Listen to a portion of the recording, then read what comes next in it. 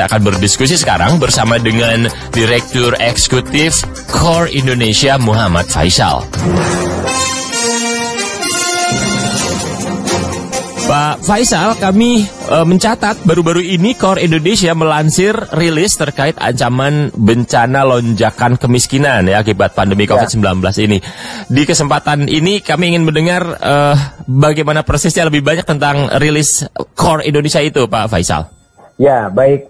Karena adanya wabah, kita tahu sekarang kemudian direspon dengan adanya restriksi mobilitas dan juga social distancing, PSBB dan sebagainya. Ini kita bisa melihat bahwa banyak orang-orang terutama masyarakat yang berada di sekitar garis kemiskinan yang mereka bekerja di sektor informal umumnya ini yang mengalami penurunan pendapatan bahkan sampai kehilangan lapangan pekerjaan. Jangankan yang informal, yang formal pun juga yang banyak di PHK ya. Nah, jadi kondisi ini berdampak terhadap kesejahteraan mereka dan otomatis juga mempengaruhi jumlah orang miskin ya, yang ada di Indonesia. Masalahnya kenapa? Karena struktur kemiskinan atau struktur orang-orang yang di sekitar garis kemiskinan di Indonesia ini, walaupun BPS terakhir mencatat sekitar 25 juta orang di bawah garis kemiskinan, ya, tapi jumlah orang yang hampir miskin, rentan miskin, walaupun dia tidak berada di bawah garisnya nih. Nah, ini jumlahnya sampai 67 juta. Artinya lebih dari 2,5 kali lipat jumlah orang di bawah garis kemiskinan. Nah, orang-orang yang berada di sekitar garis kemiskinan ini, mereka sangat rentan untuk bisa jatuh ke bawah garis kemiskinan apabila terjadi guncangan ekonomi seperti wabah yang ada sekarang. Nah, kita melakukan simulasi, ya, dengan bukan hanya kepada kemarin sudah dampak terhadap pengangguran. Nah, sekarang terhadap kemiskinan, range ya, potensi untuk penambahan jumlah orang miskin itu berada di kisaran 5,1 juta tambahannya sampai 12,2 juta untuk triwulan kedua 2020. Ini tambahannya ya, tambahnya 5,1 sampai 12,2 juta. Ya, ini untuk waktu triwulan kedua 2020 karena kita prediksikan puncak wabah ini di triwulan kedua 2020. Nah, pada saat ini puncak kemiskinannya saya pikir ya, kecuali kalau kemudian berlanjut lagi ya, tapi mudah-mudahan sih tidak. Nah, jadi potensinya bisa sampai segitu. Jadi kalau kita total dengan existing jumlah orang miskin menjadi totalnya itu antara 30-an juta sampai dengan sekitar 35 juta ya. Totalnya yang 37 juta. Nah, ini berarti ada tambahan yang sangat signifikan. Nah, dan ini terutama penambahannya terjadi di perkotaan karena wabahnya ini kan berpusat di areal perkotaan. Nah, dari 5,1 sampai 12,2 juta tersebut, 3 sampai 9,7 jutanya itu tambahan di perkotaan. Nah, tapi yang perlu diwaspadai kemudian adalah kalau kemudian penyebaran wabah itu sampai kepada ke desa, sehingga desa terjadi lonjakan jumlah orang yang positif COVID, ya, karena mobilitasnya tidak dibatasi, misalnya, atau mudiknya kemudian restriksi mudik ini tidak ketat, begitu ya. Nah, ini bisa jadi lonjakan kemiskinan di pedesaan juga akan terjadi, yang artinya nanti prediksinya bisa lebih besar lagi dari itu. Ini prediksi yang betul-betul alert yang harus menjadi perhatian karena tentu akan ada dampak-dampak ya kan yang akan menyertainya begitu. Nah, kalau CORE selain merilis data-data, apakah kemudian juga mengeluarkan semacam dalam tanda kutip rekomendasi gitu ya, apa saja mitigasi, antisipasi yang perlu dilakukan?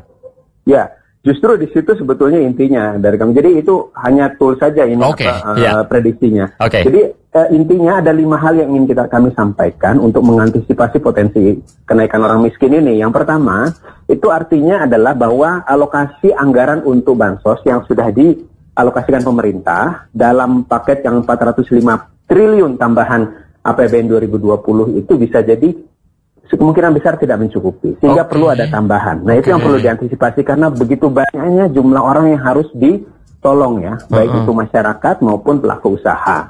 Nah, itu yang pertama. Yang kedua, ini kita melihat dari struktur bansos yang ada sekarang, jumlahnya itu jenisnya macam-macam. Ada PKH, ada kartu prakerja, ada kartu sembako, ada BLT juga, lalu nanti dana desa juga dialokasikan untuk bansos. Nah, ini kita perlu mempertimbangkan penyederhanaan untuk kemudahan distribusinya. Karena yang penting kan bantuan ini sampai kepada masyarakat tanpa menimbulkan kebingungan, confusion, ya. Nah, dan kita dan pemerintah ini kan bergantung sekali kepada dalam hal distribusinya bergantung pada aparat di daerah, ya, sampai kepada tingkat desa dan kelurahan. Jadi perlu dipikirkan kemudahan dalam distribusi, itu sehingga tidak menyebabkan masalah lain, ya, di lapangan. Itu yang kedua. Nah, yang ketiga, selain masalah bansos, yang perlu juga diantisipasi, yang bisa dilakukan pemerintah adalah mengurangi beban biaya hidup masyarakat, terutama yang menengah ke bawah, di luar bansos, yaitu dengan mengurangi atau menekan biaya-biaya hidup yang dikontrol oleh pemerintah. Misalnya adalah BBM, listrik, gas, air, misalnya gitu, ya. Nah, untuk BBM sekarang ini harga minyak dunia ini sudah turun sangat drastis sampai $20 US dollar per barrel. Itu artinya kemungkinan untuk penurunan BBM bisa lebih besar lagi, ya. Kalau dari hitung-hitungan kami itu untuk RON di bawah 95, artinya di bawah Pertamax nih, di bawah Pertamax Plus maksud saya. Jadi Pertalite, Pertamax, Premium itu bisa ditekan, ya, sampai 4.500 sampai 5.000 rupiah per liternya. Itu hitung-hitungan kami dengan harga minyak yang sekarang. Nah, ini penting, ya, walaupun sekarang ini mobilitas orang itu dibatasi, ya, sehingga penggunaan BBM mungkin untuk mobilitas orang itu kurang. Tapi untuk mobilitas barang, logistik ini sangat krusial pada saat wabah ini. Hingga itu harus ada upaya juga untuk memperlancar dan mempermurah, ya, dari sisi logistik untuk barang. Nah, selain BBM juga begitu sama gas, ya. Gas itu harga bahan bakunya juga sudah turun, sehingga gas misalnya LPG 3 kg yang untuk masyarakat bawah itu bisa ditekan. Begitu juga tarif listrik. Sekarang kan yang baru digratiskan yang 450 volt ampere. Yang 900 itu hanya untuk 7 juta dari total 22 pelanggannya, dan itu pun hanya 50%. Saya pikir perlu diperluas karena yang 900 ini juga adalah orang-orang di sekitar garis kemiskinan ini yang pegang itu, ya. Baik. Begitu juga yang air, ya. Nah, karena beberapa negara Malaysia, Thailand itu sudah juga menggratiskan air, terutama mungkin tidak semua, misalnya untuk daerah-daerah yang menerapkan PSBB misalnya. Jadi alternatif ini perlu dieksplor. Cuman kalau khusus air kan dia di daerah, ya, pemerintah intervensi ke daerah gitu, ya, maksudnya. Jadi artinya ada sharing burden, sharing beban antara pemerintah pusat dengan daerah, jadi tidak pusat semua. Tekniknya seperti itu kira-kira, tapi idenya begitu, air juga perlu diperhatikan karena ini juga kebutuhan vital masyarakat gitu, ya. Yang keempat apa tadi rekomendasinya?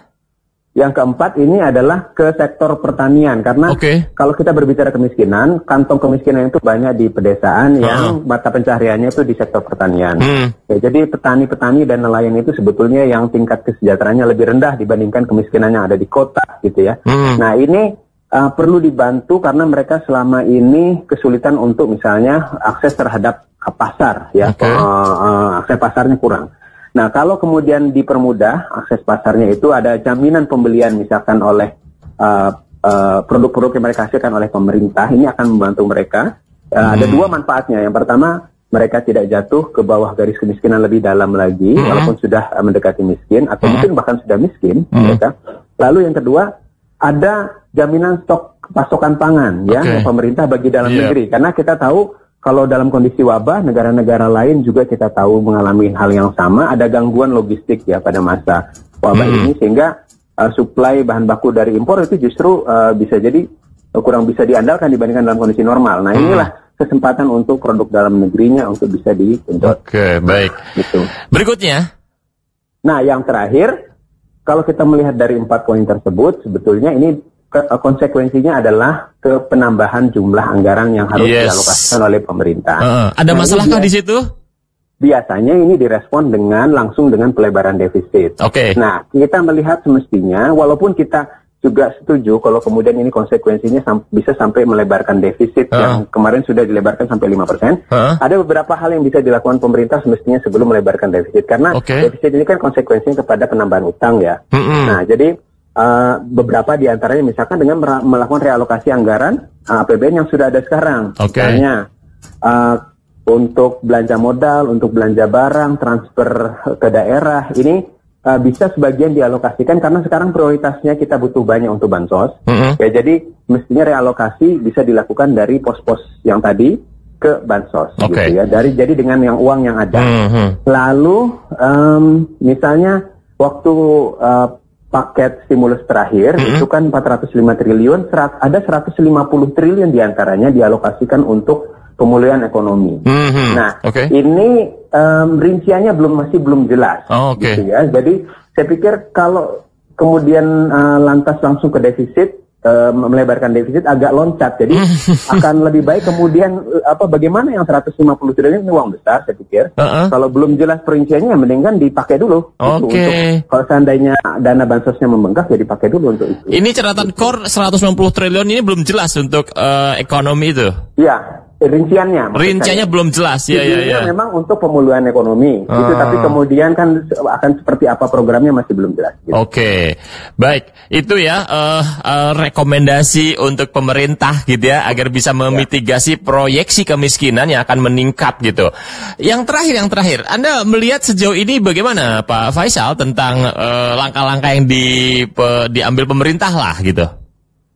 Kalau kita melihat daripada stimulusnya sebetulnya sudah cukup banyak yang poin-poin yang sudah direncanakan untuk dilakukan ya.